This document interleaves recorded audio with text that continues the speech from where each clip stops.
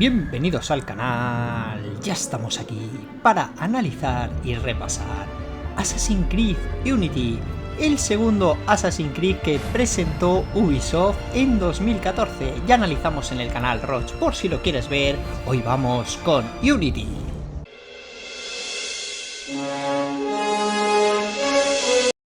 Este Assassin's Creed Unity se basó en la Revolución Francesa y va a estar protagonizado por Arno.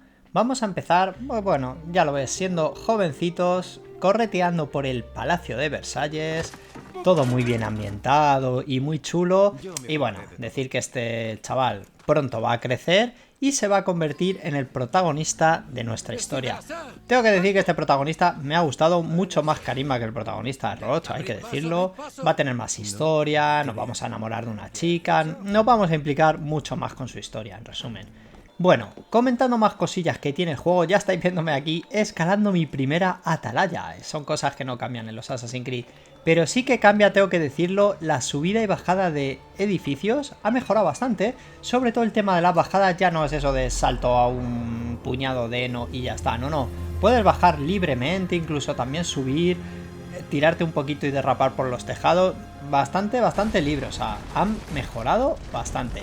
Como os decía, este juego está súper bien ambientado, como podéis ver, y pues eso, todo transcurre durante la Revolución Francesa, cuando el pueblo francés se moría de hambre y había mucha pobreza y de todo, les estaban ahí subiendo los impuestos y mucho rollo. Vamos, que está todo patas arriba, o sea, vamos a ver enfrentamientos por la calle, guillotinazos, vamos a ver lo que digo, todo muy bestia. Bueno, otra cosilla a comentar en esta Assassin's Creed, que es una cosa curiosa, es que no hay Abstergo. No hay Abstergo en este juego, qué curioso, ¿eh? Es el primer juego, vamos a tener, pues de eso, a veces misiones de estas así un poco como en plan visiones, en plan, mira qué postal más bonita, en plan visiones y en plan tal, pero Abstergo como tal no hay. Bueno, más cosillas a comentar del juego. Esto sí, yo me vengo quejando en todos los Assassin's Creed que son demasiado fáciles, es que son una broma jugar a estos juegos, pipi con los botones y contraataque y te cargas a 200 hombres. Pues por fin en este juego mejoraron el combate ya ahora, de verdad. Es un poquito difícil, nos matan incluso, no hay problema, o sea, no nos podemos enfrentar así libremente. Vamos a tener diferentes tipos de armas, sobre todo, bueno, las largas, las pesadas, las cortas. Aquí, por ejemplo, yo estoy con mi arma grande Destroyer, pero ¿habéis visto cómo el otro me ha disparado?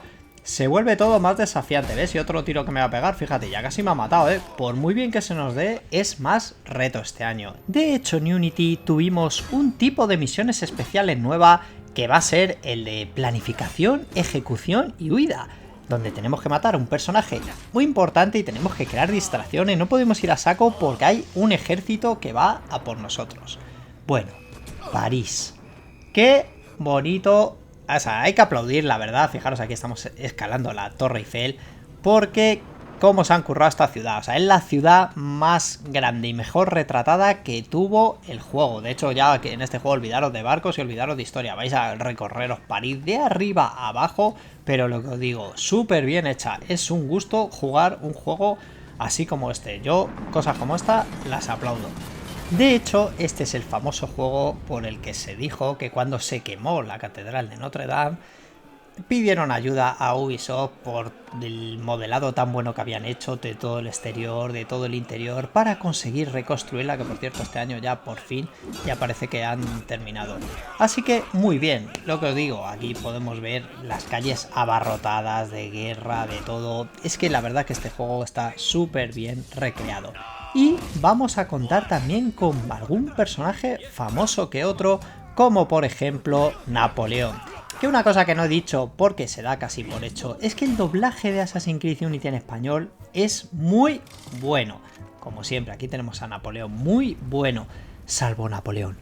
Napoleón, que bueno, hay gente que piensa que lo del doblaje, que no hacen falta actores de doblaje y que puedes coger a cualquier famosete de turno y ponerla y a doblar y ya está. Y que no se nota, pues se nota y mucho. Y estropean juegos, estropean películas. Y hablando de estropear, vamos con Ubisoft, que siempre tiene que estar ahí.